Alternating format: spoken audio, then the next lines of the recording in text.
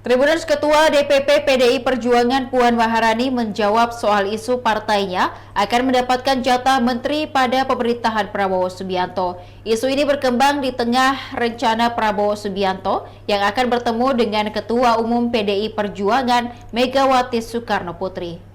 Terkait isu bahwa PDIP akan mendapatkan jatah menteri, Ketua DPR RI itu meminta semua pihak untuk menunggu.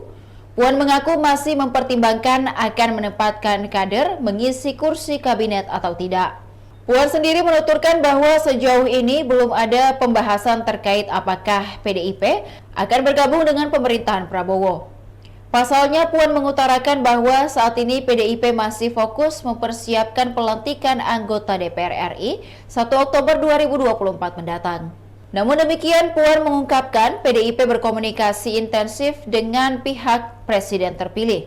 Kemungkinan bahwa PDIP akan masuk kabinet sebelumnya mencuat seusai Ketua DPP PDI Perjuangan, Said Abdullah menyinggung wacana pertemuan antara Megawati dan Prabowo.